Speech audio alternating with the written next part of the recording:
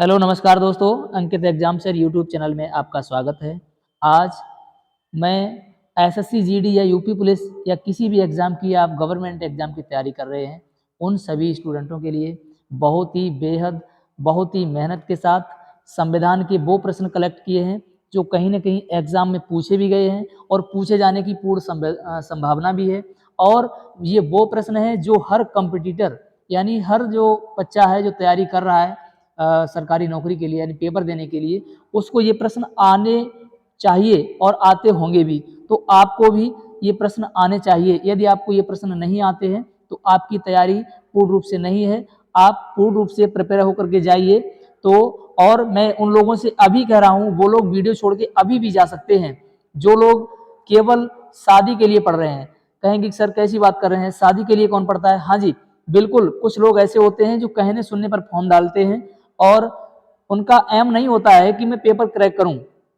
तो जिन लोगों का अहम है कि मैं पेपर को क्रैक करूंगा और इस बार मुझे वर्दी लेनी ही लेनी है, सिलेक्शन हर हाल में लेना ही लेना है, उन लोगों से कहना है कि अंत तक बने रहिए, क्योंकि अंत तक वही रहते हैं। 20-25 लाख फॉर्म पड़ते हैं और कुछ हजार यानी पद बहुत कम निकलते हैं, उतने ही लोगों का सिलेक्शन होता है, यानी कि ऊपर से वो क्रीम क्रीम छाट लेते हैं। तो इसीलिए आप लोगों से कहना है कि मेहनत करोगे तभी अंत तक टिकोगे। चलिए स्टार्ट करते हैं, क्वेश्चन की ओर गौर करते हैं। क्वेश्चन है आपका क्वेश्चन नंबर फर्स्ट, भारतीय संविधान सभा की संघीय शक्ति समिति के अध्यक्ष कौन थे? तो इसका राइट ऑप्शन आपका हो जाएगा ऑप्शन नंबर डी, यानी पंडित जवाहरलाल नेहरू। नेक्स्ट प्रश्न है आपका, और हाँ इसका मैं आंसर जो है शो कर देता हूँ सही उत्तर के लिए, जैसे कि ये है सामने आपके, तो आंसर आपका शो हो जाएगा। नेक्स्ट प्रश्न है आपका, भारतीय संविधान सभा की प्रारूप समिति यानी प्रारूप समिति के अध्यक्ष थे, प्रारूप समिति के अध्यक्ष थे। तो ऑप्शन आपके सामने हैं, यानी doctor Rajendra Prasad, Jawaharlal Nehru, doctor B R Ambedkar और डी ऑप्शन है आपका पुरुषोत्तम दास टंडन। तो इसका प्रारूप समिति के अध्यक्ष कौन थे? तो डॉक्टर बी आर अम्बेडकर थे। नेक्स्ट प्रश्न देखेंगे, प्रश्न है आपका, संविधान सभा में सभी निर्णय किस आधार पर लिए गए? संविधान सभा में सभी निर्णय किस आधार पर लिए गए हैं? तो ये सहमति और समायोजन, ऑप्शन डी आपका राइट हो जाएगा।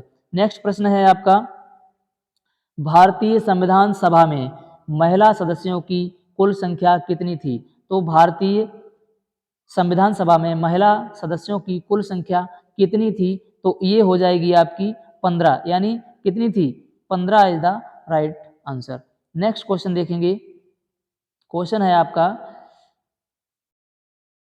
संविधान निर्मात्री सभा में झंडा समिति के अध्यक्ष कौन थे? तो झंडा समिति के अध्यक्ष कौन थे? तो इसमें आपका ऑप्शन राइट हो जाएगा ऑप्शन नंबर बी, यानी डॉक्टर राजेंद्र प्रसाद। वेरी वेरी इंपॉर्टेंट प्रश्न है ये, तो इसको जो है बहुत ही ध्यान से पढ़िए, क्योंकि ये प्रश्न बहुत कन्फ्यूजन पैदा करता है। क्योंकि कुछ लोग इसमें जेबी कृपलानी भी होता है, वो केवल झंडा समिति होती है, इसमें संविधान सभा निर्मात्री की बात की जा रही है, तो यहाँ पर ऑप्शन आपका होगा राजेंद्र प्रसाद। नेक्स्ट प्रश्न है आपका, भारतीय संविधान में सम्मिलित किस भाषा के लिए 2011 तक ज्ञानपीठ पुरस्कार नहीं दिया गया था? तो इसका राइट आंसर हो जाएगा सिंधी भाषा। प्रश्न है आपका नेक्स्ट, भारतीय संविधान में 9वीं अनुसूची परिवर्धित हुई? तो ऑप्शन है प्रथम संशोधन द्वारा, 8वें संशोधन द्वारा, 9वें संशोधन द्वारा और ये 42वें संशोधन द्वारा। तो इसका राइट आंसर हो जाएगा आपका प्रथम संशोधन द्वारा। प्रश्न है आपका नेक्स्ट, संविधान पांडुलेखन समिति का निम्न में से कौन सदस्य नहीं था? इनमें से कौन सदस्य नहीं था? तो इसमें आपका राइट आंसर इसका हो जाएगा पंडित जवाहरलाल नेहरू। नेक्स्ट क्वेश्चन देखेंगे, किस दिन से संविधान सभा का अंतःकालीन संसद के रूप में आविर्भाव हुआ? किस समय से हुआ था? तो इसका 26 जनवरी 1950 से हुआ था। नेक्स्ट प्रश्न देखेंगे,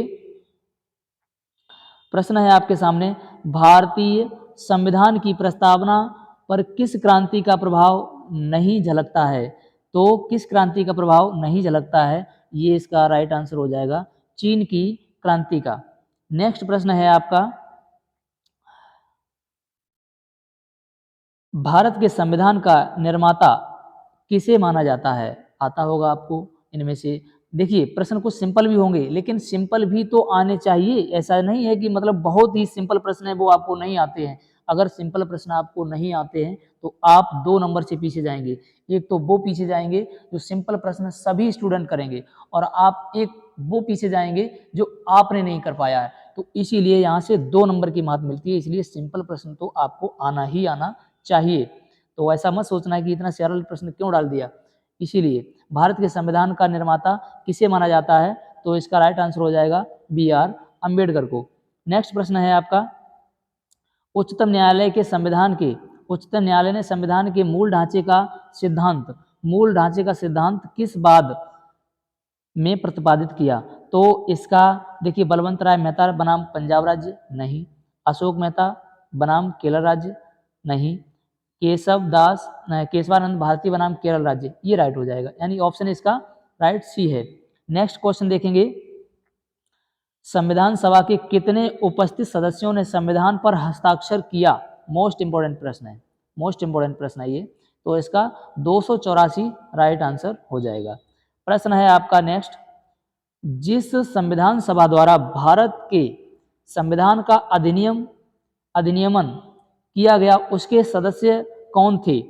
तो उसके सदस्य कौन थे?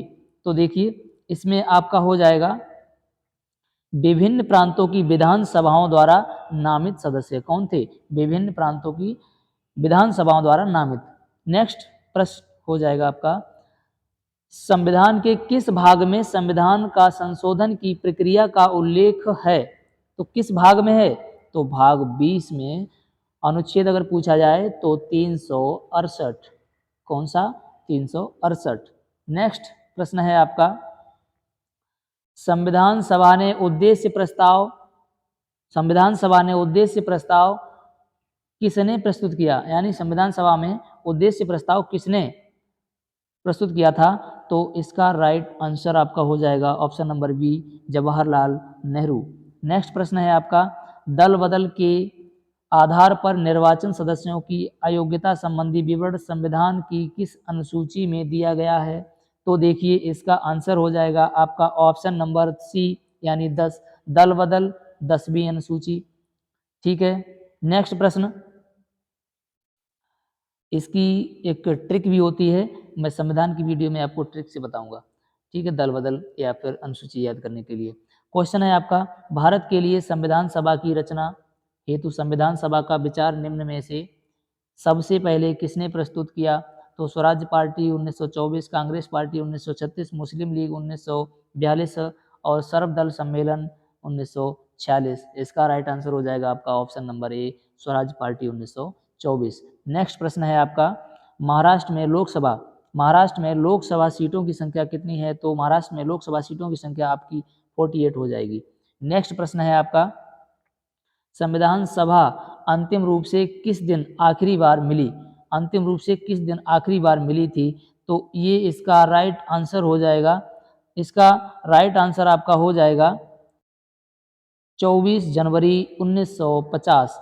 24 जनवरी 1950 को संविधान सभा अंतिम बार मिली। कब मिली? अंतिम बार मिली। नेक्स्ट प्रश्न है आपका, भारतीय संविधान के महत्वपूर्ण प्रश्न, भारतीय संविधान का जनरल नॉलेज। ठीक है, संविधान सभा द्वारा अंतिम रूप से पारित संविधान में कुल कितने अनुच्छेद और अनुसूचियां थीं? मोस्ट प्रश्न, ये प्रश्न मोस्ट प्रश्न है, याद रखना। ठीक है, तो इसमें 395 अनुच्छेद और 8 अनुसूचियां थीं भारतीय संविधान के मूल संविधान में। ठीक है, प्रश्न है आपका नेक्स्ट, संविधान सभा के प्रारूप समिति में सदस्यों की संख्या कितनी थी? तो ये बहुत ही मोस्ट प्रश्न है, इसको भी याद रखेंगे, यानी 7 लोग थे। तो नेक्स्ट प्रश्न है आपका, भारत के संविधान निर्माता भीमराव अंबेडकर का जन्म कब हुआ था? सभी को पता होगा इनका जन्म कब हुआ था। 14 अप्रैल को अम्बेडकर जयंती मनाते हैं, अम्बेडकर जयंती मनाते हैं, तो ये 14 अप्रैल को इनका जन्म हुआ था। नेक्स्ट प्रश्न है आपका, संविधान की प्रारूप समिति के समक्ष प्रस्तावना का प्रस्ताव किसने रखा? प्रस्तावना का प्रस्ताव किसने रखा था? तो इसका राइट आंसर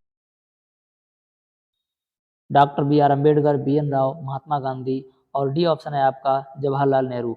तो इसका यानी प्रस्तावना का प्रस्ताव किसने रखा था? तो ये रखा था पंडित जवाहरलाल नेहरू ने।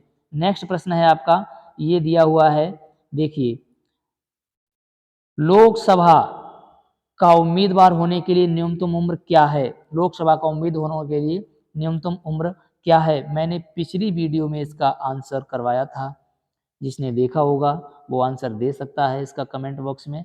और ये क्वेश्चन का आंसर आप लोग कमेंट करके अवश्य बताएंगे, कि इसका आंसर क्या है। और लाइफलाइन अगर दे दूं मैं आपको, तो ये आपका मैंने काट दिया और ये आपका मैंने काट दिया, लाइफलाइन है आपके लिए, इनमें से 2 में से आप जो है आंसर दे सकते हैं। और सबसे महत्वपूर्ण बात यह है कि मैंने इसका practice set, topic wise reasoning और मैथ इसी चैनल पे करवाया जा रहा है, एसएससी जीडी यूपी पुलिस सरकारी नौकरी के लिए। तो चैनल को सब्सक्राइब कर लें यदि आपका भी सपना है सरकारी नौकरी। और दूसरी चीज़ मैं आपको बताने जा रहा हूँ, आपको ये वीडियो कैसी लगी है कमेंट बॉक्स में अवश्य बताएं।